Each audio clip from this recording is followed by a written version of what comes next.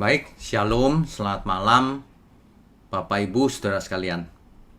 Malam ini kita memasuki kitab 1 Samuel dengan tema Hakim yang terakhir. Banyak orang tidak tahu bahwa Samuel selain seorang nabi, ia juga seorang imam, ia juga seorang hakim bagi Israel, hakim yang terakhir. Sebelum memasuki zaman kerajaan di Israel. Kita siapkan seluruh keberadaan kita, mari kita tundukkan kepala. Mari kita berdoa. Bapa di surga, terima kasih kalau sampai saat ini kami masih punya kesempatan untuk belajar firman kebenaran. Kiranya malam ini menjadi malam yang penuh dengan kebenaran. Mohon berkati mulut hamba-Mu untuk menyampaikan kebenaran ini. Hanya di dalam nama Tuhan Yesus kami berdoa dan mengucap syukur. Amin. Baik Bapak Ibu, malam ini adalah kitab 1 Samuel dengan tema Samuel Hakim Terakhir. Ya. Sebenarnya kitab Samuel itu menjadi satu. 1 Samuel dan 2 Samuel itu sebenarnya satu kitab, yaitu kitab Samuel. Ya, tapi karena ditulis di gulungan hari itu terlalu besar, dibagi dua menjadi 1 Samuel dan 2 Samuel. Ya, nah ini menceritakan sekitar 1 abad sejarah Israel. Jadi kitab Samuel itu 1 Samuel dan 2 Samuel itu bercerita sekitar 110 tahun. Kisah Israel sepanjang 110 tahun. Berkisah dari lahirnya Samuel di kitab 1 Samuel, berakhir di kematian Raja Daud, yaitu di 2 Samuel akhir nanti. Jadi diawali dengan menjelang masa akhir para hakim. Jadi zamannya para hakim-hakim, menjelang akhir-akhir gitu cerita Samuel ini. Karena Samuel lahir dan dipilih Tuhan menjadi nabi, imam, dan hakim. Samuel ini lahir sebelum zamannya Simson. Ya. Jadi jangan berpikir Alkitab itu kronologis setelah Simson, Samuel artinya lahirnya setelah Simson. Bukan. Nah, kita sudah sampaikan di timeline yang di pertemuan yang lalu ya. Oke. Diawali dengan 1 Samuel, di mana Israel terdiri dari 12 suku, yang mereka satu sama lain belum kuat persatuannya. Mereka sedang gentar melawan Filistin. Ceritanya begitu. Karena nanti Filistin dibereskan juga oleh Simson, bukan? Nah, kemudian diakhiri dengan 2 Samuel, di mana Daud menjadi raja yang mempersatukan Israel. Itulah kerajaan Israel yang paling sukses, itu Raja Daud. Ya. Yerusalem ketika itu akan menjadi pusat peribadatan. Daud mendirikan mezbah, di mana nanti putranya yang bernama Salomo mendirikan bait Allah di situ. Jadi yang membangun bait Allah Salomo nanti, bukan Daud, ya. Oke, kita lanjutkan dulu. Ya. Jadi kitab Samuel ini penulisnya kemungkinan Samuel, tapi itu kemungkinan, tidak bisa dipastikan. Mengapa? Karena tidak ditulis di kitab Samuel bahwa yang nulis Samuel. Di samping itu ada juga tulisan Nabi Nathan dan Gad. Nah, berdasarkan apa? Berdasarkan 1 Tawarik 29 ayat 29. Saya bacakan ya. 1 Tawarik 29 ayatnya yang ke-29. Sesungguhnya riwayat Raja Daud dari awal sampai akhir tertulis dalam riwayat Samuel, pelihat itu. Rupanya Samuel ini terkenal sebagai pelihat yang sering mendapatkan penglihatan. Ya. Dan dalam riwayat Nabi Nathan dan dalam riwayat Gad, pelihat itu. Jadi kemungkinan penulis Samuel ini selain Samuel juga termasuk Nabi Nathan dan Gad. Ditulisnya setelah kerajaan Israel terpecah menjadi kerajaan utara dan selatan. yaitu sekitar tahun 930 sebelum Masehi. Nah, ini adalah timingnya, Bapak Ibu. Kalau Bapak Ibu melihat bahwa, sebentar ya, saya berikan. Kalau Bapak Ibu lihat di sini adalah lahirnya Samuel tahun 1105. Kemudian 1080 sebelum Masehi Saul lahir. Barulah 1075 Samuel menjadi hakim.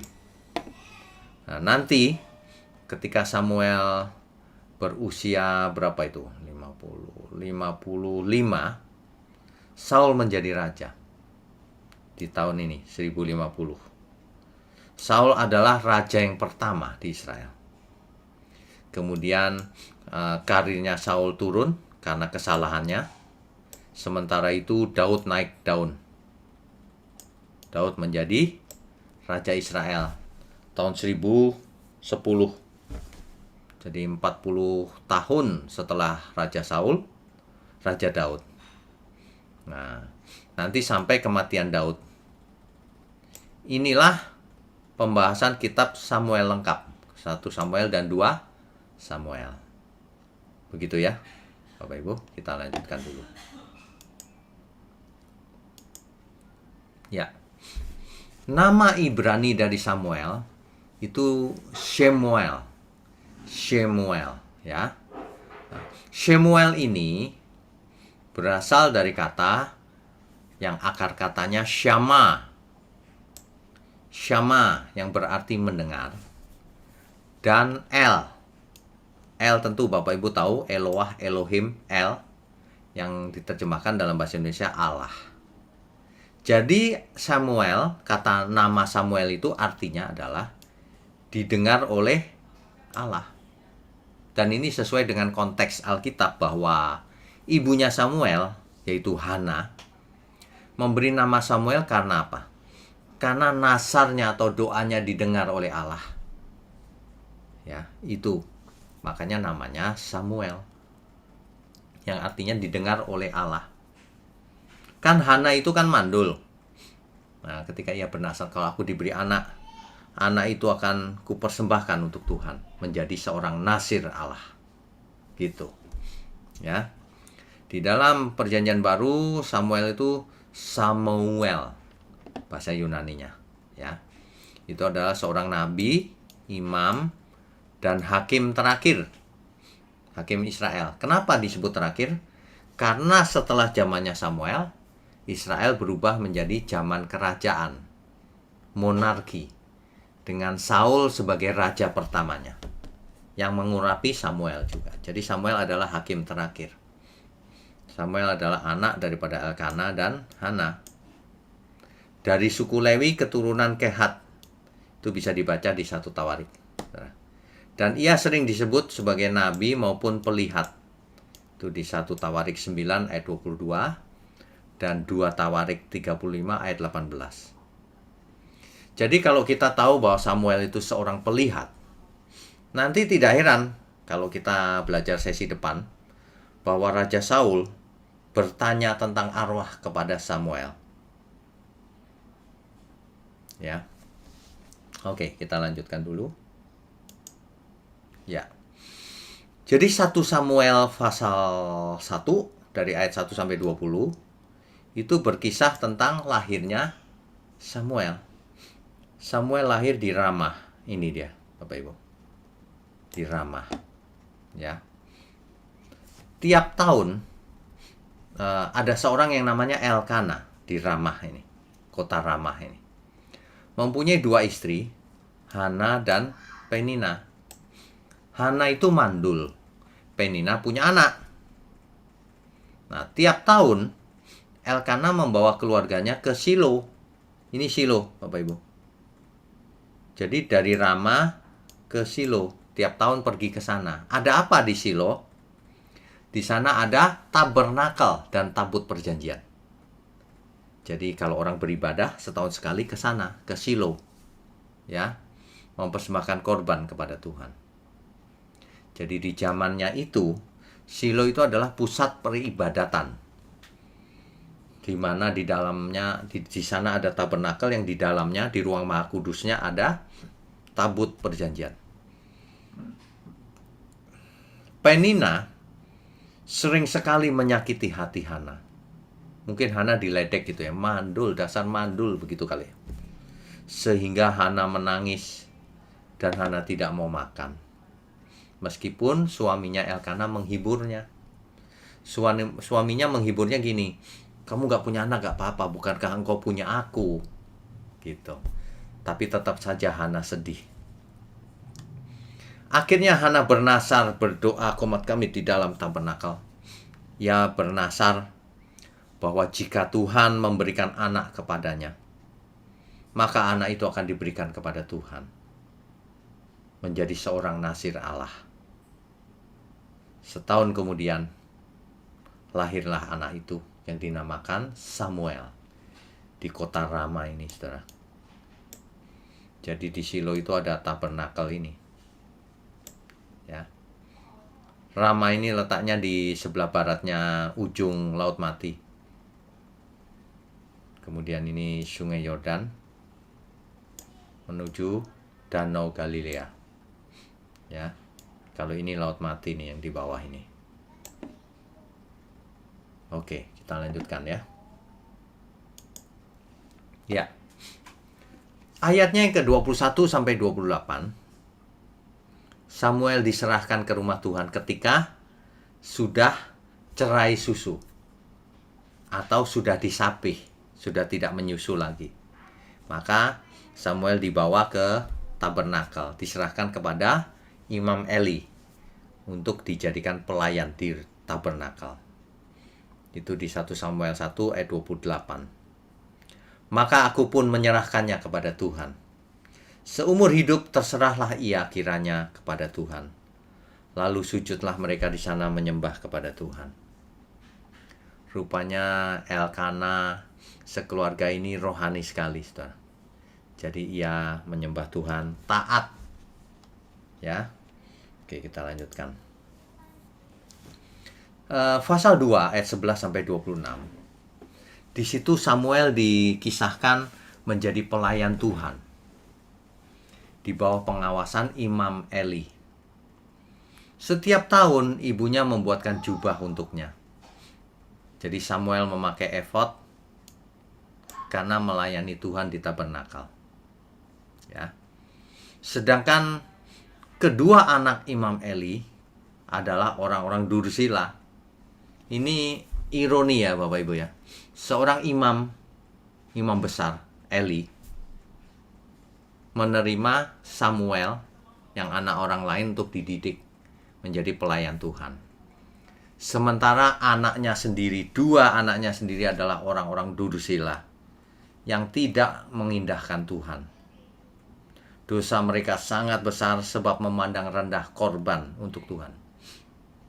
Kalau ada orang mempersembahkan daging korban di tabernakel, diambil loh sebagian, dicolok pakai garpu, diambil oleh kedua anak Imam Eli ini. Tidak sopan terhadap Tuhan. Rupanya Imam Eli tidak tegas terhadap anak-anaknya. Hanya mengingatkan saja, tidak memarahi atau mendisiplin kesalahan anaknya. Ini kesalahan yang besar sekali ini. Hari ini kalau ada hamba Tuhan yang tidak mendidik anaknya, kalau sama orang lain mendidik keras, tapi kalau terhadap anak sendiri memanjakan, itu sama dengan Imam Eli. Nanti Tuhan marah. Kalau seorang tua menganggap anaknya melebihi taatnya kepada Tuhan, Tuhan marah. Ya. Imam Eli memberkati Elkana dan Hana yang datang setiap tahun itu. Akhirnya Hana melahirkan lagi 3 anak laki-laki dan 2 anak perempuan. Ya. Tetapi Samuel muda makin besar dan disukai, baik di hadapan Tuhan maupun di hadapan manusia. Itu ayat 26-nya. Oke, kita lanjutkan.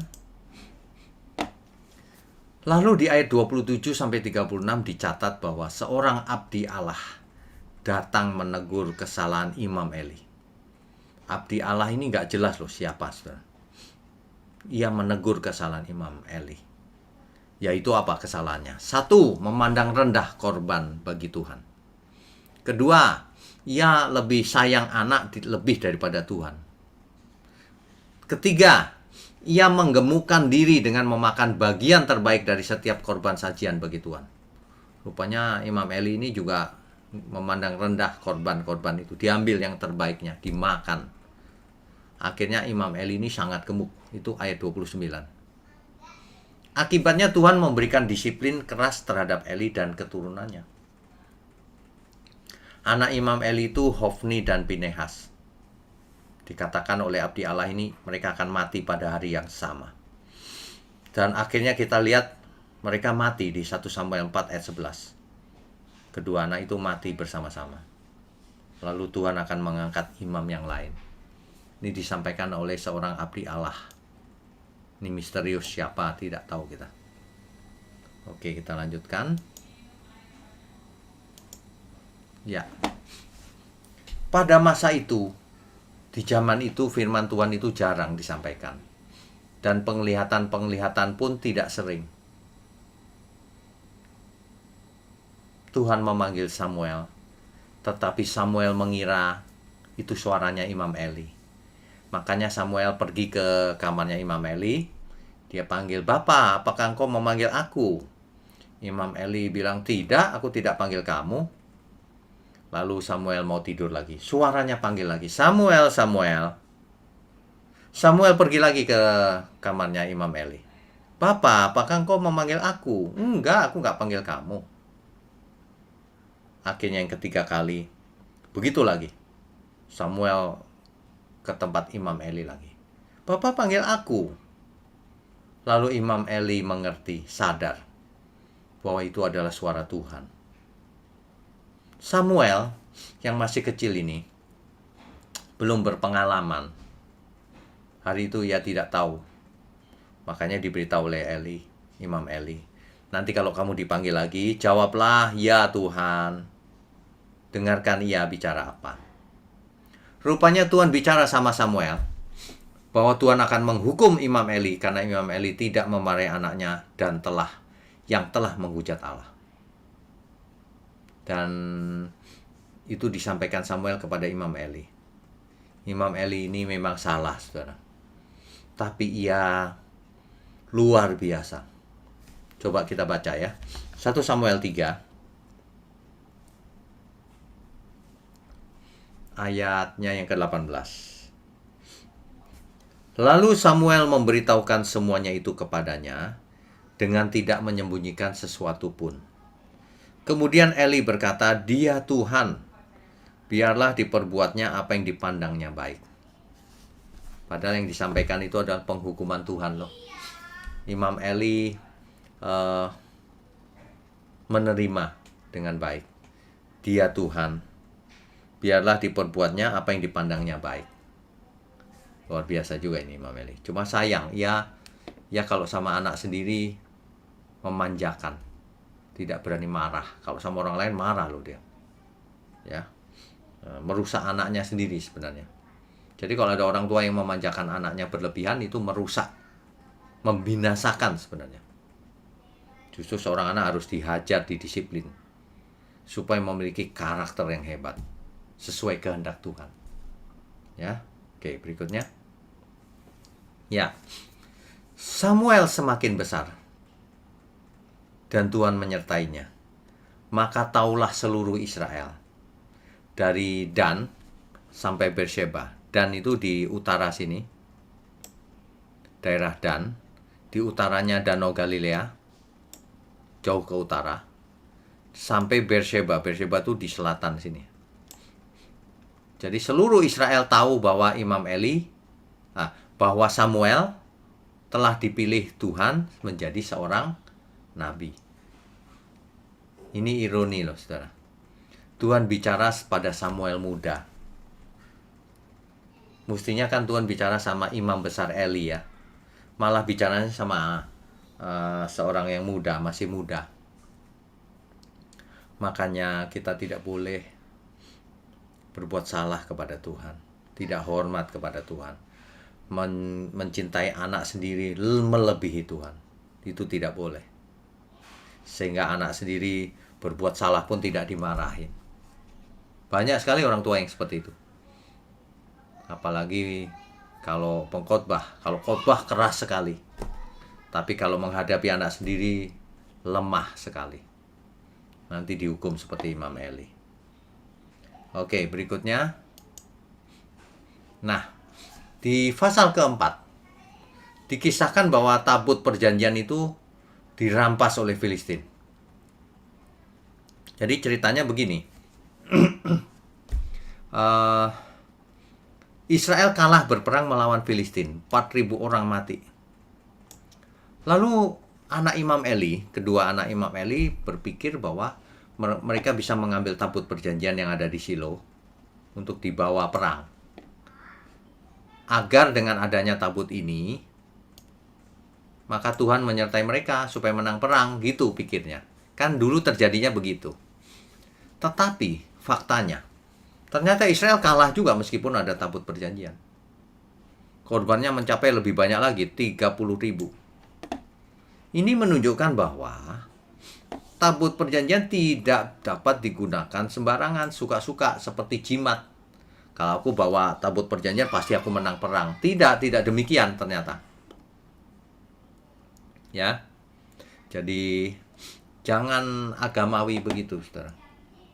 Kalau Tuhan tidak berkenan, percuma juga tabut perjanjian itu. Sama hari ini, kalau Tuhan tidak berkenan, percuma jabatan pendeta, gelar-gelar teologi, tidak percuma semuanya. Kalau Tuhan tidak berkenan, nama Tuhan juga percuma disebutkan. Dalam nama Yesus percuma juga kalau Tuhan tidak berkenan namanya dipakai. Yang terutama adalah kita harus benar di hadapan Tuhan. Ya. Nah, ketika Imam Eli mendengar kekalahan Israel, 2 anaknya juga mati, ya. Lalu tabut perjanjian dirampas. Waduh, Imam Eli mungkin kaget kali ya. Ia jatuh terlentang dan mati. Batang lehernya patah. Kenapa? Karena ia sudah tua dan gemuk. Ini Imam Eli ini suka makan korban daging-dagingan itu banyak. Makanya ia gemuk. Ia jatuh terpentak ke belakang, lehernya patah karena ia gemuk. Jadi saudara jangan terlalu gemuk juga ya. Oke. Dicatat di ayat 18, 40 tahun lamanya Imam Eli memerintah sebagai hakim Israel. Rupanya Imam Eli ini hakim juga buat Israel, ya. Oke, kita lanjutkan. Ya. Akhirnya tabut perjanjian dibawa oleh orang Filistin ke Asdod. Ya. Nah, dibawa ke Asdod, disandingkan di kuil Dagon. Tabut perjanjian dan patungnya Dagon itu, dewa Dagon itu, bersandingan. Tapi apa yang terjadi? Kan tabut perjanjian ini kan diangkut dari Shilo ke Ebenezer, kemudian ke Asdod. Nah, di Asdod diletakkan di sisinya Dagon. Tapi besoknya Dagon terjatuh, ini gambarnya, saudara, dengan muka ke tanah menghadap tabut itu. Jadi Dagon jatuh gitu menghadap tabut perjanjian itu, seolah-olah Dagon nyembah tabut perjanjian itu. Lalu dinaikkan lagi, diberdirikan lagi oleh orang-orang Filistin. Besoknya lagi malah patah. Jadi kepalanya terpenggal, tangannya terpenggal-penggal, hancur. Begitu ya. Nah, ini membuat para imam Filistin, yaitu imamnya Baal, Dagon, takut. Waduh, kalau gitu tabut perjanjian ini bahaya ini. Ya. Itulah sebabnya tabut ini lalu dipindah-pindahkan ke sana kemari. Karena orang Filistin nggak mau kalau setiap ada tabut itu ada tulah yang menimpa mereka. Mereka selalu ditimpa oleh tulah, borok dan sebagainya. Kesakitan. Sehingga mereka tahu yang membawa tulah ini pasti tabut perjanjian ini. Nah, jadi tabut perjanjian akhirnya dikembalikan ke Israel. Tabut perjanjian ini berpindah-pindah, ya. Dari Shiloh ini pindah ke Ebenezer, kemudian ke Afek, ke Asdod, ya, lalu ke Gad. Gad naik Ekron, Bet Shemesh, Kiryat Yarim, dan suatu hari nanti ke Yerusalem, masuk ke Bait Allah. Begitu ya. Nah, oke, kita lanjutkan dulu ya. Ya, ini dia Bapak Ibu. Jadi tabut perjanjian dirampas oleh Filistin, dibawa ke Ebenezer. Ebenezer terus ke Afek, Afek terus ke Asdod. Nah, di Asdod inilah yang kisahnya tadi itu disandingkan di kuil Dagon bersama-sama Dagon. Akhirnya patung Dagonnya jatuh hancur, kepalanya terpenggal, tangannya terpisah-pisah. Lalu orang-orang ketakutan, disuruh dipindahkan ke Gad. Di Gad demikian juga tulah menimpa mereka, dipindahkan ke Ekron. Ekron lalu ke Bet Shemesh, Kiryat Yarim, yang tadi ya. Sampai suatu hari kelak dibawa ke Yerusalem. Begitu ya Bapak Ibu. Ini adalah Laut Mati. Ingat ya, ini Laut Mati. Ini Sungai Yordan menuju ke Danau Galilea di atas. Oke, kita lanjutkan. Ya. Di Samuel pasal 7 ayat 1 sampai 6. Di situ dikisahkan begini, karena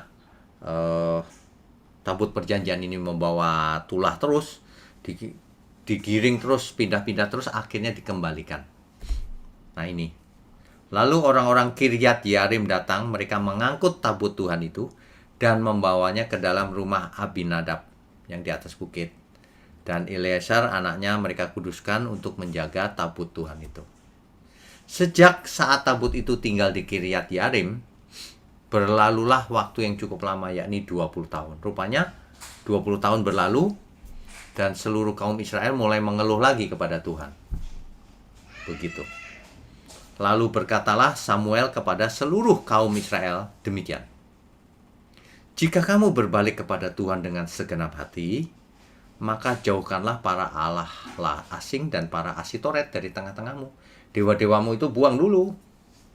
Tujukan hatimu kepada Tuhan dan beribadahlah hanya kepadanya. Maka ia akan melepaskan kamu dari tangan orang Filistin. Lalu orang Israel menjauhkan para Baal dan Asitoret dan beribadah hanya kepada Tuhan. Akhirnya balik, bertobat. Nah, Samuel yang membuat mereka bertobat semua. Ya. Jadi mereka mengaku kami telah berdosa kepada Tuhan. Dan Samuel menghakimi orang Israel di Mizpah. Menghakimi, ingat ya, menghakimi ini bukan mengadili soal benar salah, tapi memimpin, membebaskan orang Israel dari Filistin. Oke, kita lanjutkan ya.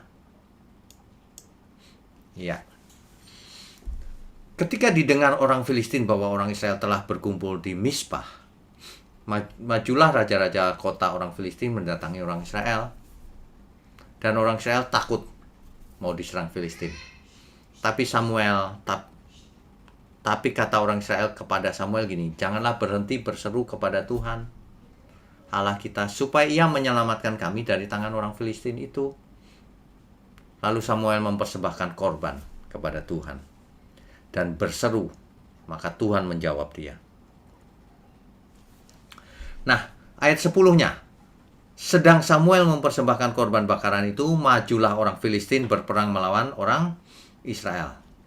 Tetapi pada hari itu Tuhan mengguntur dengan bunyi yang keras ke atas orang Filistin dan mengacaukan mereka. Disambar geledek mungkin ya, ada guntur gitu. Sehingga mereka berserakan, kacau, dan mereka kalah dengan Israel. Lalu orang Israel keluar dari Mizpah mengejar orang Filistin itu dan memukul mereka kalah sampai hilir ya. Kemudian Samuel mau mengambil sebuah batu dan mendirikannya antara Mispa dan Yesana. Ia menamainya Ebenezer. Artinya sampai di sini Tuhan menolong kita. Ya. Itu Ebenezer. Nah, di ayat berikutnya, ayat 13. Demikianlah orang Filistin itu ditundukkan dan tidak lagi memasuki daerah Israel. Tangan Tuhan melawan orang Filistin seumur hidup Samuel. Dan kota-kota diambil orang Filistin. Yang diambil orang Filistin dari orang Israel dikembalikan lagi kepada Israel. Semua dibalikin. Mulai dari Ekron sampai Gad. Ya. Tapi orang Israel ketika itu berdamai dengan orang Amori. Samuel memerintah sebagai hakim atas orang Israel seumur hidupnya sampai Samuel mati. Dari tahun ke tahun ia berkeliling ke Betel, Gilgal, dan Mispah. Dan memerintah atas orang Israel di segala tempat itu. Jadi dia hakimnya. Lalu ia kembali ke Rama. Rama itu rumahnya. Ya. Di sana ia mendirikan mezbah bagi Tuhan. Ini adalah kisahnya Samuel sampai ia menjadi hakim. Nah, secara ringkas begini, seluruh Israel dari Dan sampai Berseba tahu bahwa Samuel telah dipercaya menjadi nabi Tuhan. Samuel menjauhkan Israel dari perzinahan rohani. Samuel juga menghakimi Israel, memimpin Israel artinya. Ia juga bertindak sebagai imam, ya, di 1 Samuel 7 ayat 8 sampai 10 tuh. Bertindak sebagai hakim, sebagai imam, dan membuat Israel bertobat. Pertobatan nasional. Semua bertobat. Akhirnya ia menjadi hakim juga. Bisa dibaca masing-masing ayatnya ini, Bapak Ibu, Saudara. Supaya lebih detail nantinya ya. Kita lanjutkan dulu. Di Perjanjian Baru, Samuel dicatat sebagai nabi. Yaitu di Kisah Rasul pasal 3 ayat 24 dan Ibrani 11 ayat 32. Ini dia. Saya bacakan ya. Dan semua nabi yang pernah berbicara, mulai dari Samuel dan sesudah dia, artinya Samuel pun seorang nabi gitu, telah bernubuat tentang zaman ini.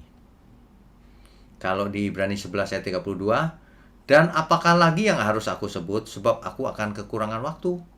Apabila aku hendak menceritakan tentang Gideon, Barak, Simson, Yefta, Daud, dan Samuel, dan para nabi. Ya, jelas ya. Di samping itu, Samuel juga sebagai nabi dan hakim juga dicatat di Perjanjian Baru. Jadi sesuai dengan Perjanjian Lama. Yaitu Kisah Rasul 13 ayat 20. Selama kira-kira 450 tahun, sesudah itu ia memberikan mereka hakim-hakim sampai pada zaman Nabi Samuel. Jadi rupanya Nabi Samuel ini juga menjadi hakim Israel, juga menjadi imam Israel. Itu catatan tentang Samuel di Perjanjian Baru. Ya. Jadi Rabu depan kita akan lanjutkan dengan berubahnya zaman hakim-hakim menjadi zaman monarki, yaitu kerajaan dengan Saul sebagai raja pertamanya. Yang melantik pun adalah Samuel. Nanti kita akan bahas detailnya di Rabu depan ya. Malam ini kita coba ambil hikmatnya. Apa yang kita pelajari dari kisah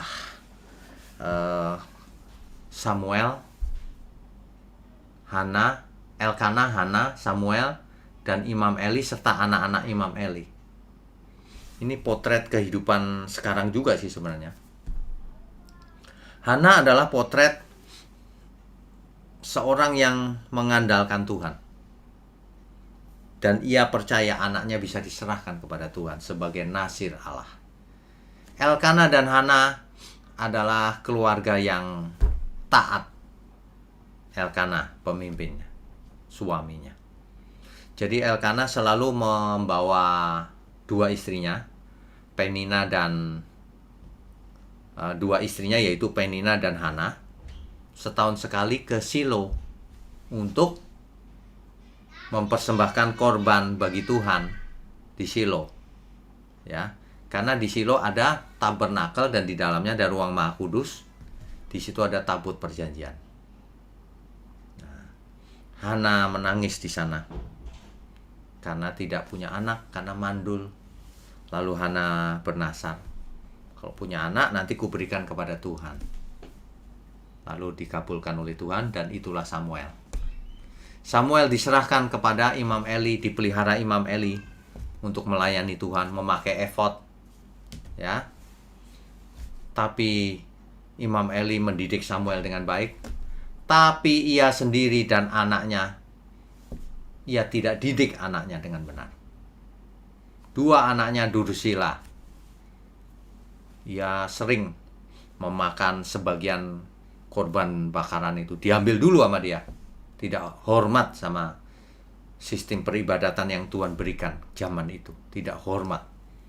Imam Eli rupanya lebih takut anaknya dibanding Tuhan. Anaknya nggak dimarah-marahin, nggak didisiplin. Padahal kurang ajar sama Tuhan. Ya. Jadi kalau ada di antara di sini orang tua, jangan manjakan anakmu. Didik dengan keras. Itu orang tua yang baik itu begitu. Menghajar anaknya dengan keras. Akibatnya dua anaknya binasa. Dan Tuhan pun marah terhadap Imam Eli. Rupanya Imam Eli juga suka makan daging persembahan itu. Sehingga gemuk. Matinya Imam Eli terjengkang ke belakang. Lehernya patah karena gemuk. Jadi ini tragis sekali. Sebenarnya ketika Tuhan bicara dengan Samuel yang masih muda, itu pun tragis. Imam Eli tahu kenapa Tuhan gak bicara padaku ya, padahal aku seorang imam. Tapi Imam Eli lumayan baik, luar biasa loh. Dialah Tuhan, biarlah diperbuat apa yang menurut Tuhan saja. Ya terima loh penghukuman itu. Begitu ya Bapak Ibu ya. Saudara, kalau kita belajar Alkitab, kisah, sepotong kisah di Alkitab, jangan hanya mengerti kisahnya, ada hikmat di balik itu yang harus kita mengerti. Jadi kita harus bagaimana? Jangan seperti Imam Eli yang takut terhadap anak, tidak mendidik anaknya. Anaknya akhirnya binasa malah. Ya, nah, itu suatu pelajaran.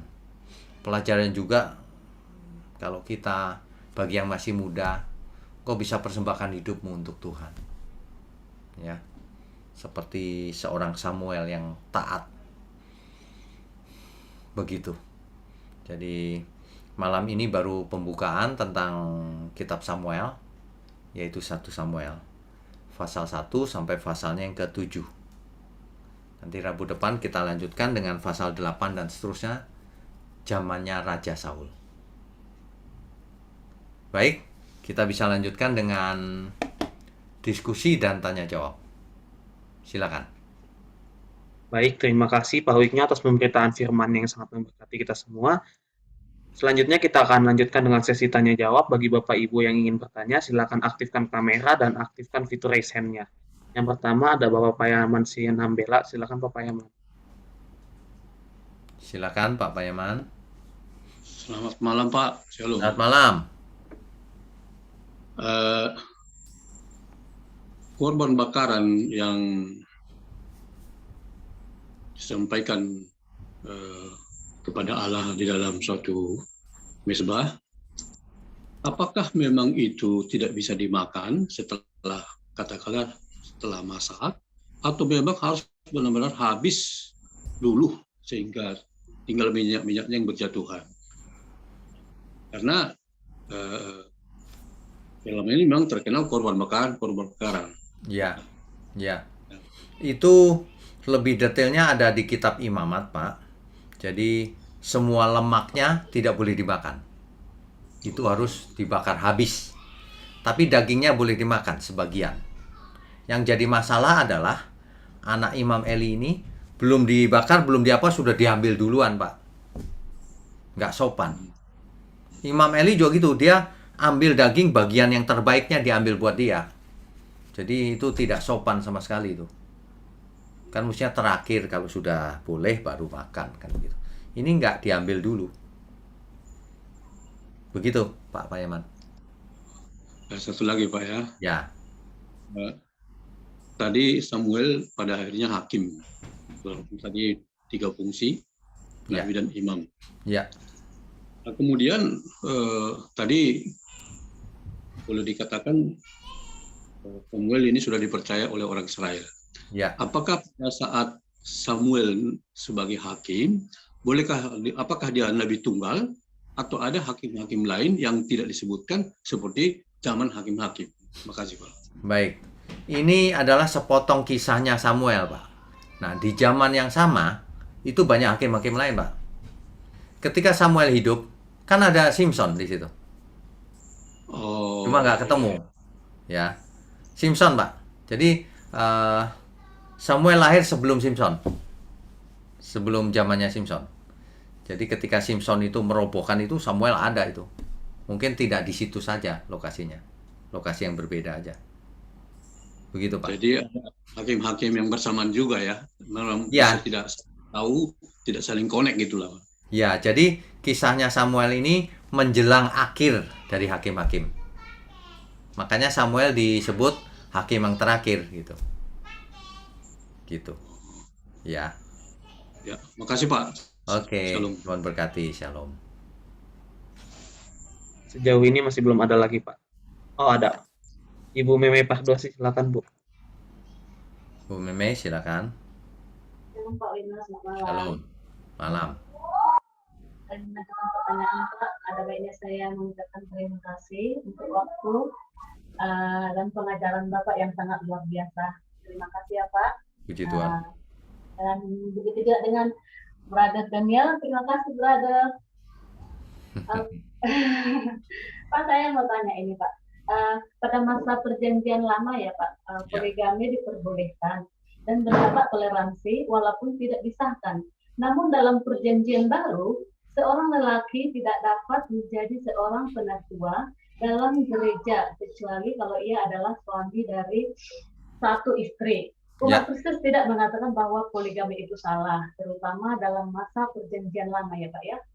Dalam pertanyaan saya, mengapa Allah mengizinkan poligami atau memiliki banyak istri untuk Abraham, Yakub, dan Daud dan lain sebagainya Pak ya?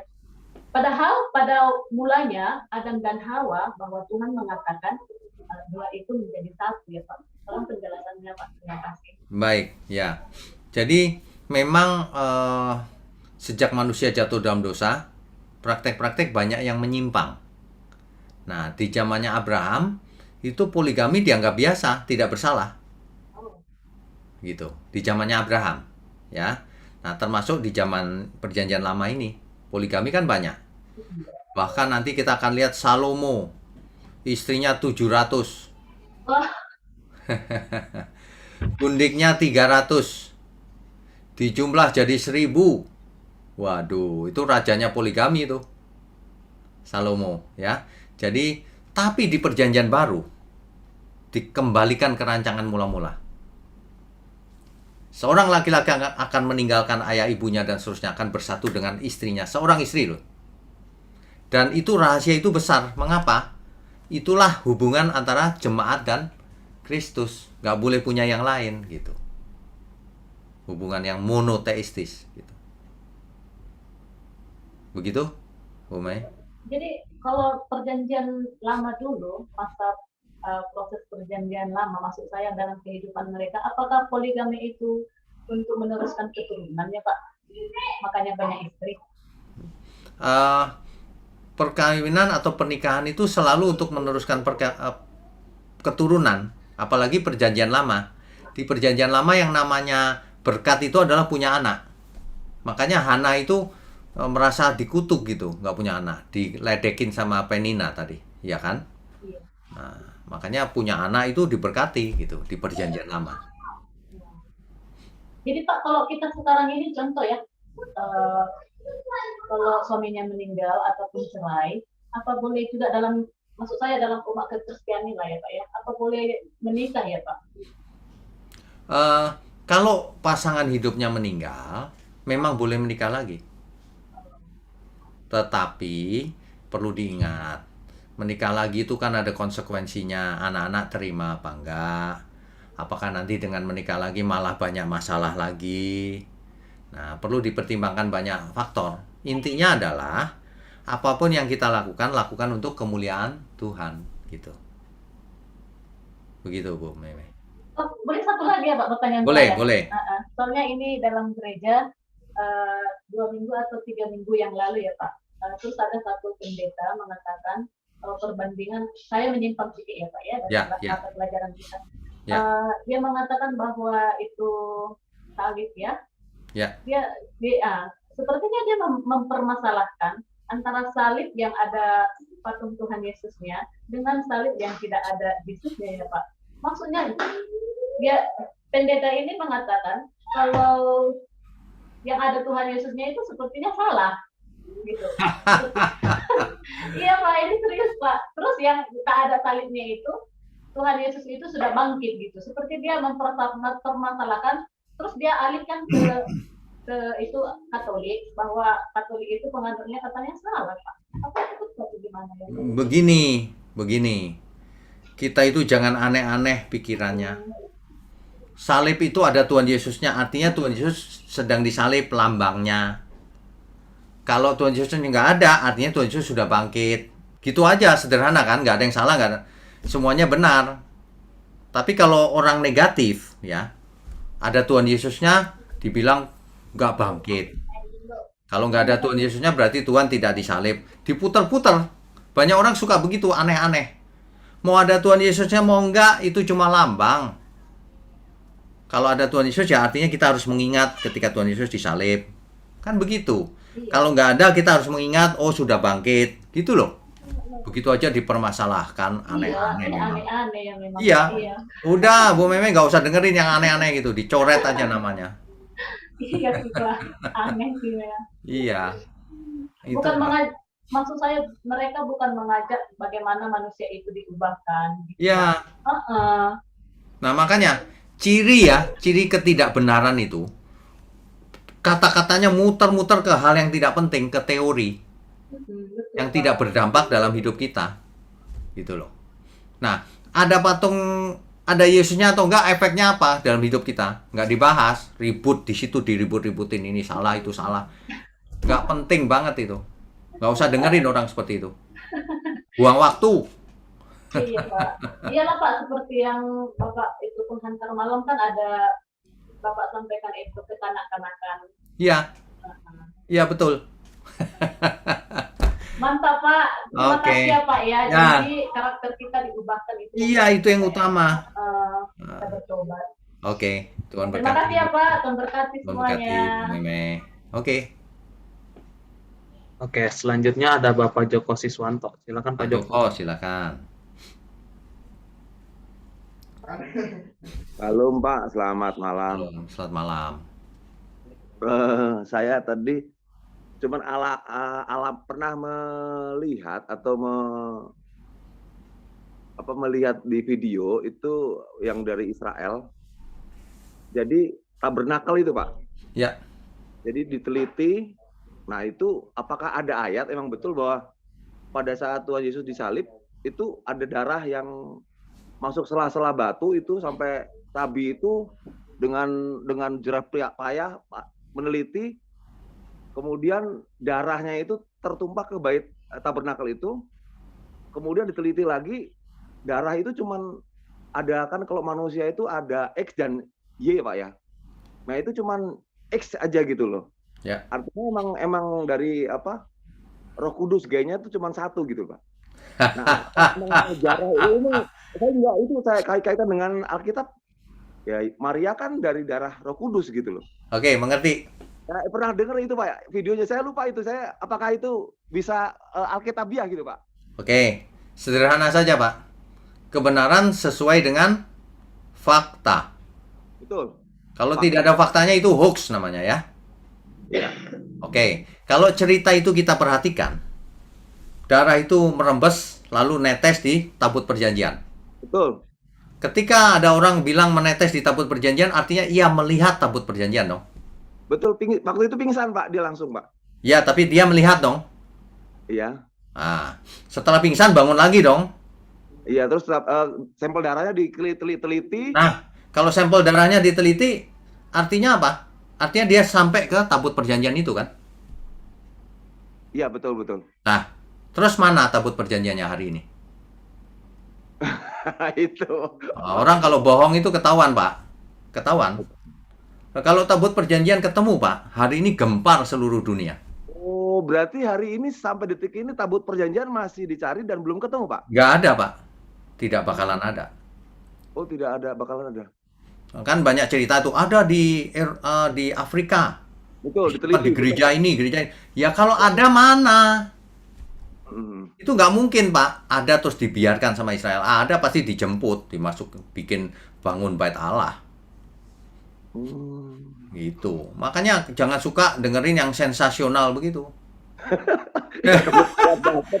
Yang viral-viral begitu. Kayaknya, wah asik nih. Mana buktinya? Nggak ada. Ya kan? Kalau dia sampai bisa memeriksa DNA-nya itu XX saja, Ya, berarti dia sudah sampai di tabut perjanjian. Kok nggak diambil? Kan nggak masuk akal, bohong itu. Itu. jadi perlu dengan akal Pak ya, dengan Iya. fakta, dengan apa Iya penelitian dong. khusus. Iya, Oke. gitu aja. Tuhan Yesus berkati Pak, makasih Pak Oke, jawabannya. Tuhan berkati. Berkati. Berikutnya. Baik, selanjutnya ada Ibu Susi Susilawati. Silakan Ibu Susi. Terima kasih, Kak. Selamat malam, Pak Wigno. Selamat malam. Ya, Pak mau tanya, ini kan kayak bangsa Israel itu kan banyak juga ya, Pak, kasus kawin campur dengan bangsa lain juga. Betul.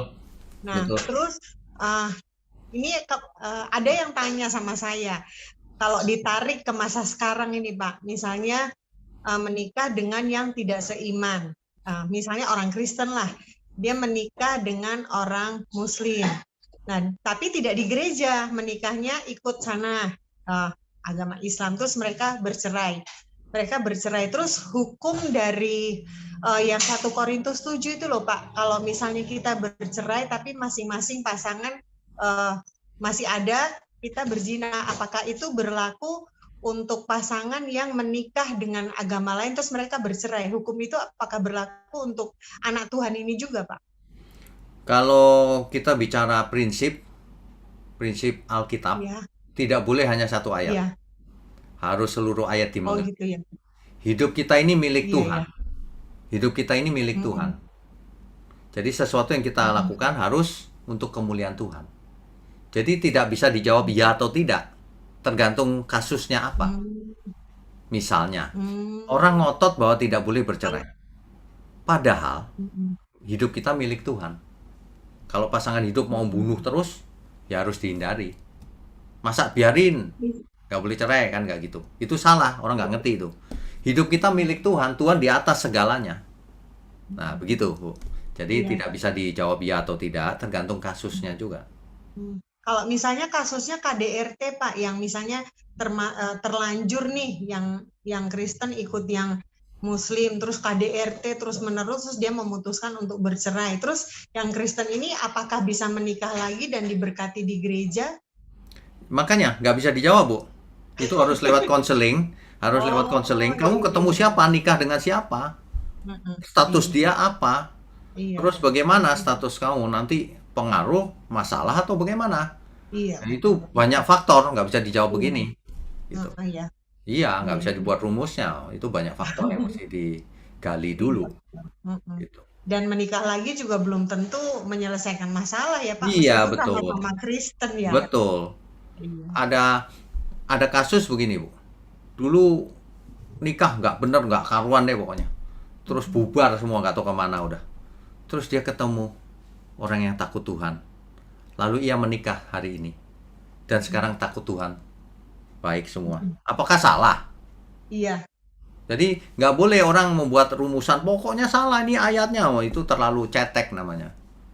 Iya, iya. Hikmat Tuhan itu luar biasa. Kalau itu lebih baik bagi Tuhan ya lakukan. Kalau nggak lebih baik, Tuhan lebih tidak berkenan ya jangan.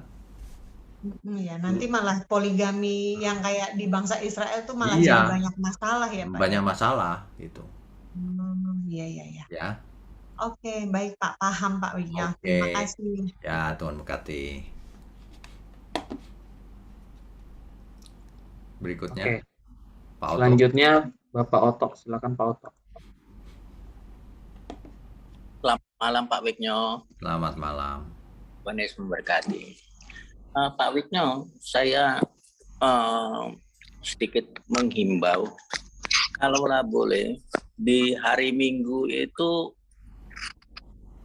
bagiannya itu yang pakai bahasa Mandarin itu bagus. Oh, Musiknya Oke. saya suka dan bahasanya saya suka. gini Pak Oto. Nanti September minggu pertama, itu tanggal 4 kalau nggak salah, 4 September. Nah, itu satu tim pemusik Mandarin semua, Pak.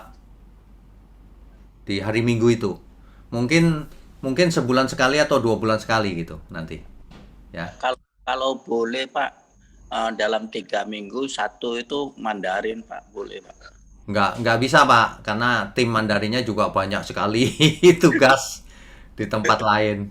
Jadi paling sering sebulan sekali, tapi mungkin juga nggak tahu bisa apa nggak mereka gitu. Iya, 1 bulan sekali juga udah bagus. Dulu 1 bulan sekali, Pak, dulu. Sejak pandemi ini berubah. Dan Hawa. Oke. Yang Nah. terus kemudian gini Pak Wigyo, saya kalau melihat Pak Wigyo ini maaf, Ya. saya hanya melihat gini, ada roh Yohanes sama Pak Wigyo, Waduh. benar, yang berseru-seru itu. Sering sekali Pak Wigyo itu tetap mengarahkan orang itu kudu bertobat. Hidup sekali, itu nggak pernah terputus.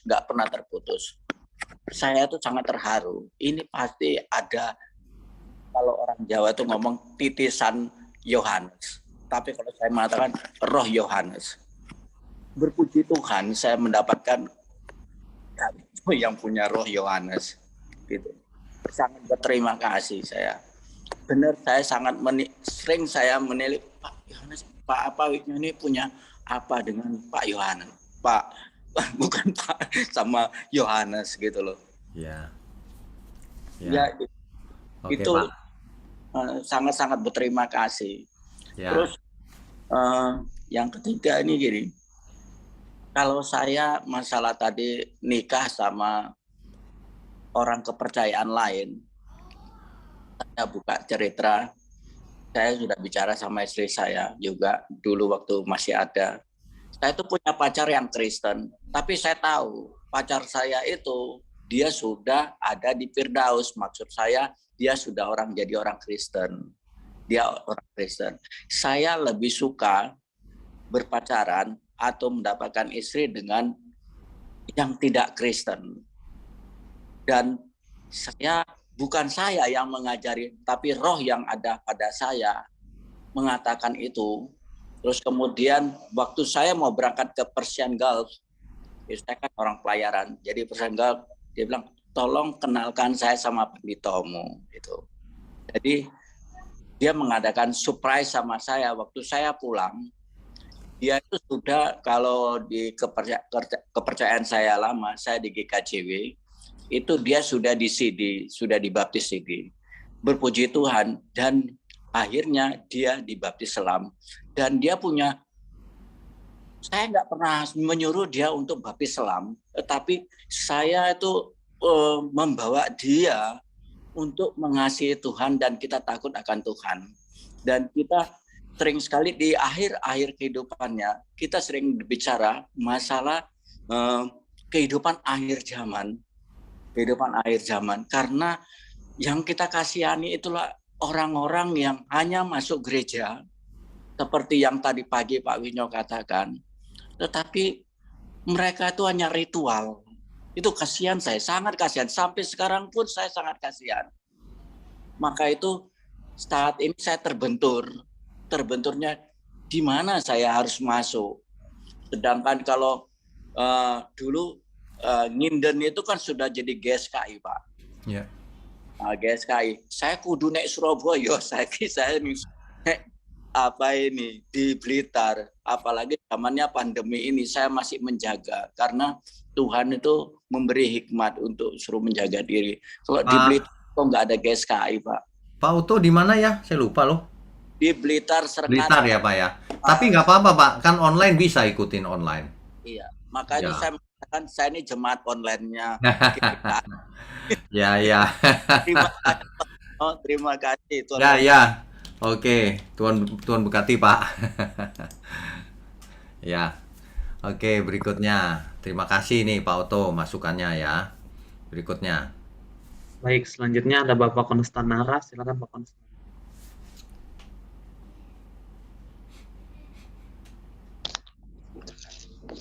Shalom Pak Wiknyo. Shalom. Terima kasih Pak Wiknyo untuk pengajaran malam hari ini. Pertama mengenai poligami tadi Pak, yang sempat Pak Wiknyo jelaskan kenapa di umat perjanjian baru tidak diperkenankan lagi poligami karena dikembalikannya kepada kehidupan manusia pertama yaitu Adam dan Hawa. Ya. Dan terlebih lagi bukan hanya hubungan antara pria dan laki-laki itu, tetapi hubungan antara manusia dengan Tuhan ya Pak, begitu. Ya benar. Dimana kalau kita berpoligami sama juga kita menduakan Tuhan, menyembah Allah lain lagi, begitu kira-kira begitu Pak. Ya benar. Beberapa hari lalu sempat saya merenungkan kebenaran ini Pak mengenai pernikahan. Kan dikatakan hanya maut yang memisahkan. Ya. Kalau maut kan berpisah selamanya seperti berpisah dengan Tuhan, begitu ya. Jadi yang saya coba untuk memahami berangkat dari suatu kerinduan begini Pak, bahwa seandainya istri saya meninggal, saya berkomitmen tidak menikah, begitu.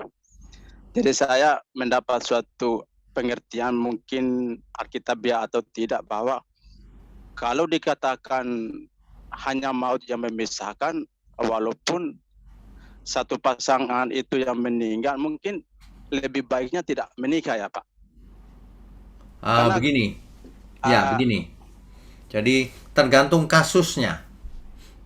Ada kasus di mana sebaiknya tidak menikah. Tapi ada kasus di mana itu harus menikah. Kenapa? Karena pilihan apa yang ada di depan kita itu balik ke situ lagi. Kalau pilihan yang diambil itu lebih baik, berkenan untuk Tuhan, itu diambil. Tapi kalau tidak berkenan, jangan diambil gitu. Nah ini juga mungkin agak suram Pak, kalau nanti kehidupan di LB3, di langit baru bumi baru.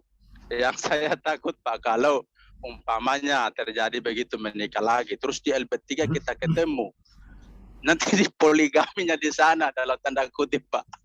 Nggak ada di surga, tidak ada namanya poligami dan sebagainya, nggak ada.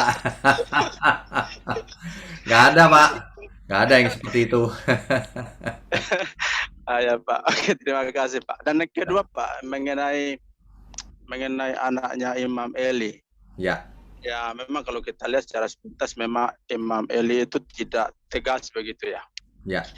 Tidak tegas. Ini saya berpikir Pak, ini anaknya Imam Eli ini masih punya mama kah atau tidak Pak, sehingga begitu Imam Eli tidak tegas kepada anaknya, apakah karena mereka tidak punya mama sehingga dia tidak berani juga keras atau gimana Pak? Saya berpikir bagaimana ya tadi begitu, sehingga dia baik. seorang imam kan tidak tegas sama sekali Pak. Ya. Ini tidak dicatat di Alkitab. Jadi kita tidak bisa jawab karena tidak dicatat apakah Imam Eli punya istri atau tidak gitu. Nggak tahu jawabannya. Tapi yang jelas maksud saya gini, istrinya masih hidup apa enggak itu nggak tahu. Ya betul. Ya. Tapi punya istri udah pasti, punya anak Tadi saya salah bicara. Maksudnya masih hidup apa enggak itu kita nggak tahu karena nggak dicatat. Gitu ya. Iya, karena kita kalau lihat kan maksudnya di kehidupan begini yang seperti kan kayak kasihan sama anaknya begitu, tidak ada. Ya, tapi Anaknya kalau dikasarin. ya, tapi seandainya istrinya masih hidup pun yang tanggung jawab suami. Betul, Pak. Betul. Ya. Ya. Hmm. Jadi saya juga gemetar, Pak, dengar tadi jangan sampai spirit seperti itu kita tidak lakukan. Maksudnya kita punya spirit seperti Ya. Imam Eli begitu yang Ya. yang keras sama orang tetapi sama anaknya kita loyo begitu. Iya, betul. Ya. Oke. Ya, oke. Terima kasih, Pak. Tuhan berkati. Sama-sama diberkati. Nah, berikutnya. Oke, selanjutnya ada Bapak Agus Teung. Silakan Pak Agus. Shalom. Pak Shalom. Wisnu. Apa kabar? Lama enggak bertanya nih. Iya. Pak, karena saya lama enggak bertanya, jadi Ya. saya banyak pertanyaan ya Pak ya. Ya, boleh. Ya, ini Pak, pertanyaan saya, ini luar biasa ya, tentang Samuel ya. Jadi tadi tidak sengaja Pak, sebelum saya ikut Zoom itu, saya ngikutin Pak Erastus tentang kekudusan. Ya. Apakah ada hubungannya yang dengan sekarang bahwa waktu itu kita harus dalam kekudusan? Itu pertanyaan nomor 1. Silakan. Oke, itu saya jawab dulu tuh. Kalau kita ingin tahu prinsip hidup apa yang harus kita kenakan, lihatlah Perjanjian Baru. Nah, di Perjanjian Baru diulang sekali lagi tuh, kuduslah kamu sebab aku kudus. Jadi kita memang harus hidup kudus. Standar hidup kudus kita bukan Perjanjian Lama lagi, Perjanjian Baru. Kuduslah kamu sebab aku kudus. Tubuhmu adalah bait Allah gitu. Bait Allahnya tubuh kita sekarang. Bukan yang di Yerusalem lagi, bukan. Jadi kita harus hidup kudus, tak bercacat, tak bercelah dalam segala hal. Gitu, Pak Gus. Ya, terus yang kedua, Pak. Ya. Ini yang pertanyaan yang harus kita renungkan juga yang malam hari ini, Pak. Bagaimana kita menjaga kekudusan? Ini penting sekali untuk kita semua. Oke. Bagaimana kita menjaga kekudusan? Yang pertama, kita itu sebagai manusia dipengaruhi oleh panca indera kita. Apa yang kita lihat, apa yang kita dengar. Itu dulu. Nah, kalau orang melihat sesuatu yang tidak pantas terus, jiwanya akan diwarnai oleh apa yang dilihatnya itu, sehingga ia mudah jatuh ke dalam dosa. Bahkan sebelum ia jatuh dalam dosa, pikirannya sudah berdosa. Nonton hal-hal yang tidak pantas ditonton, mendengar hal-hal yang tidak pantas didengar, yang gitu-gitu sudah berdosa di dalam pikiran dan hatinya. Nah, bagaimana supaya tidak begitu? Jangan nonton sesuatu yang tidak pantas ditonton. Jangan mendengar yang tidak didengar, yang tidak harus dihindari. Di samping itu, apakah kita mengasihi Tuhan atau tidak? Tanya diri sendiri. Kalau kita mengasihi Tuhan, apapun yang harus dibayar, kita bayar. Artinya, nggak boleh main game misalnya. Ini contoh aja. Nggak bakalan main game. Mau bayar nggak cinta Tuhannya? Nah, banyak orang tidak mau bayar. Itu masalahnya. Jadi yang pertama, jangan berdiri di tempat yang licin. Nonton yang nggak benar, mendengar yang nggak benar, mendengar ajaran yang salah. Nah, yang gitu-gitu jangan. Yang kedua, apakah aku mengasihi Tuhan? Kalau aku mengasihi Tuhan, apapun ku lakukan Tuhan. Nah, kalau seperti itu nggak mungkin jatuh dalam dosa. Hidupnya pasti kudus. Kecuali tidak sengaja buat salah. Mungkin. Kalau tidak sengaja, ya aku salah nih. Nah, kalau tidak sengaja nggak apa-apa. Tapi kalau sengaja sudah tahu tapi diperbuat, waduh, itu nggak diampuni itu dosanya. Begitu, Pak Gus? Yang ketiga, Pak. Ya. Jadi karena ini masalah ini yang memang fantastis ya Pak. Tadi mungkin Pak Epikno menjawabnya 50-50. Gini Pak, saya ambil dari Matius pasal 19 ayat yang ke-9 Pak ya, saya bacakan. Ya. Tetapi aku berkata kepadamu, barang siapa menceraikan istrinya kecuali karena zina, lalu kawin dengan perempuan lain, ia berbuat zina. Mungkin setelah ini tapi banyak yang bertanya nih Pak. Jadi ada hamba Tuhan, tapi saya tidak sebut namanya Pak. Dia mengizinkan seorang itu bercerai kalau salah satu pasangan tidak setia. Itu gimana menurut Bapak? Jadi begini Pak, jangan pernah ambil kesimpulan hanya dari satu ayat. Itu selalu saya ulang-ulang, ya. Sebab kalau satu ayat tidak lengkap ceritanya. Nah, kasusnya apa dulu? Kasus ini tidak bisa dijawab Pak kalau lewat online begini. Kenapa? Karena banyak kasus. Kenapa tidak cocoknya? Apakah masih bisa balik? Apakah masih bisa bertobat dua-duanya? Nah, kalau belum bisa ya tunggu waktunya sampai bisa, kan gitu. Kecuali yang satu udah bunuh, tusuk leher, yang ditusuk selamat, besok ditusuk lagi. Wah, kayak begitu jangan diserahkan, mati nanti orangnya. Kita bersalah itu di hadapan Tuhan.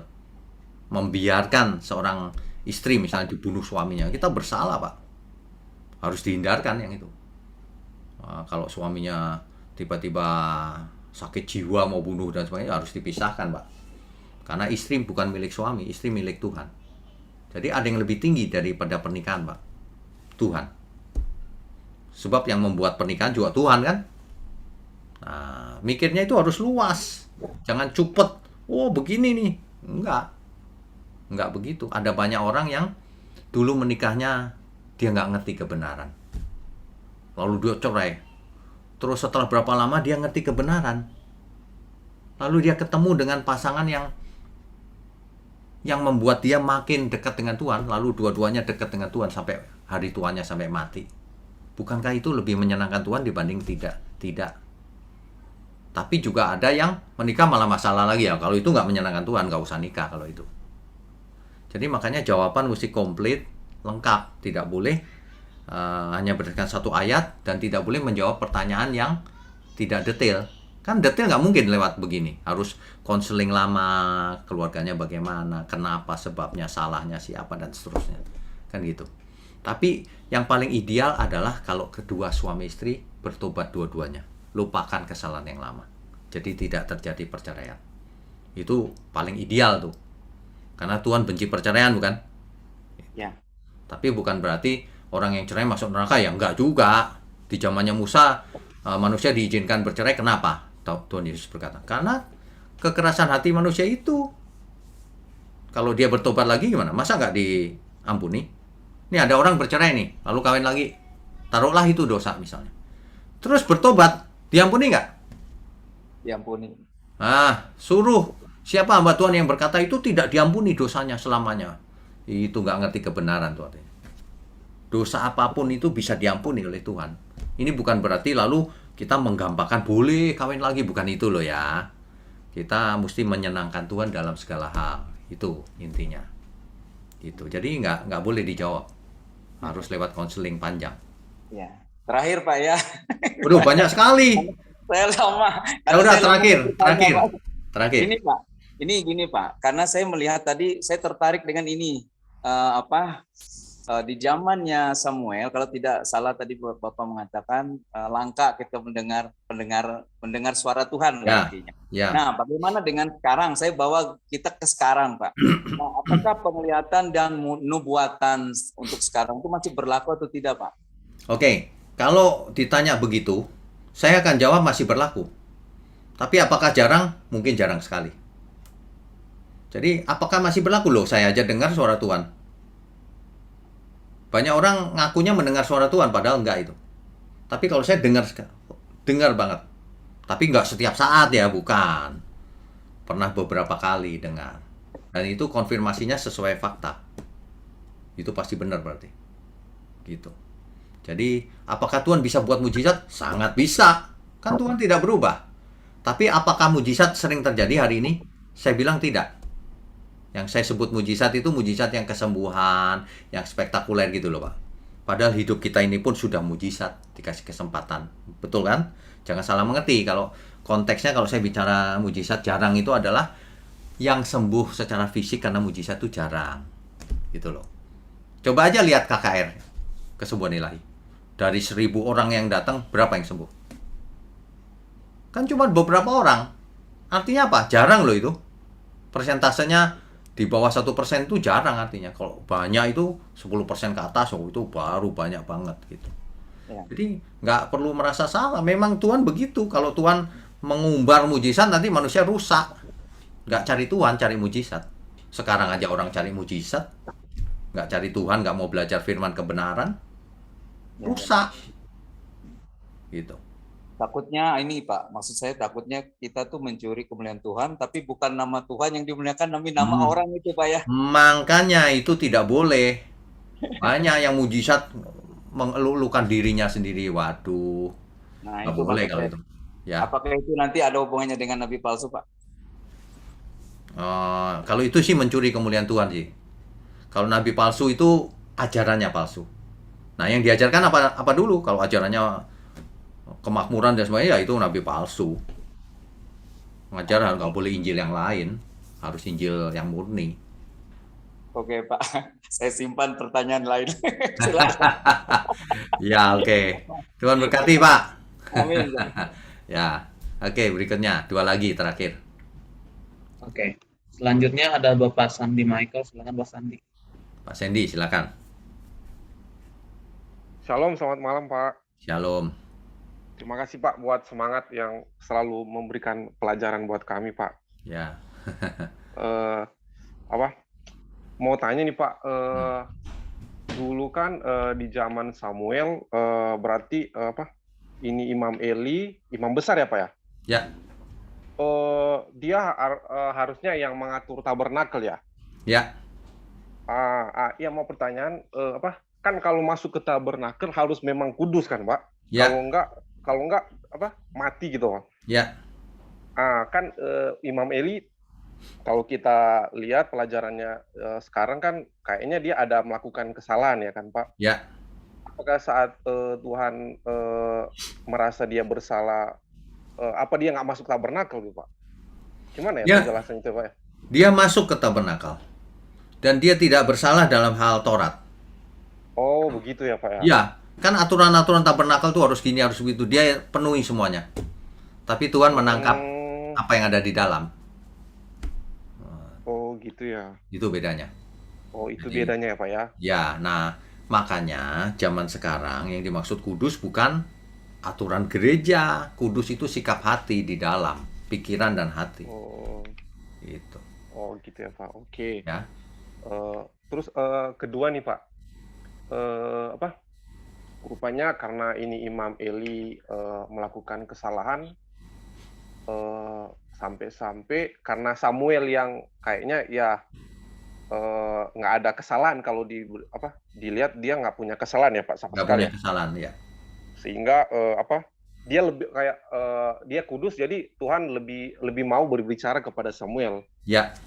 Iya kan Pak? Ya. Jadi memang kalau dosa itu membuat kita jauh dari Tuhan ya Pak ya? Iya benar. Jadi kadang pun kita kan banyak dari kita kalau kita lakukan salah, sampai kalau mau berbalik ke Tuhan agak ngerasa gimana gitu. Iya benar. Itu kalau zaman sekarang begitu ya Pak ya? Ya betul. Meskipun ada Roh Kudus. Ya. Tapi begini, namanya bertobat kita harus nekat balik lagi, jangan sampai nggak balik. Iya itu dia, karena itu lebih baik kita nggak melakukan ya Pak ya. Ya makanya lebih baik nggak meleset ya. Saya sering berkata jangan pernah berbuat dosa, biayanya besar yang harus dibayar. Iya. Akibatnya parah nanti. Itu sih Pak ya, kalau kita ambil hikmahnya ya Pak ya. Ya. Oke, itu sih Pak. Kalau ketiga, kapan lagi Pak nih khotbah kesehatan kayak lalu-lalu? Kan kalau rohani udah sering kan Pak, kesehatan kayaknya butuh deh. Itu talk show belum saya lanjutkan, baru 2 sesi. Nanti saya lanjutkan deh, kapan ya? Iya Pak. Ya. Ikutin ya, Pak. talk show 2 sesi itu sudah ikut ya?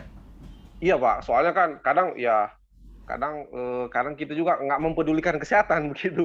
Ternyata penting juga kan kita apapun yang kita lakukan kan perbuat untuk seperti untuk Tuhan. Betul, penting. Kadang ya yang begitu malah ngeremehin, seperti Pak bilang kalau orang tanya apa kabar hari ini? Oh sehat.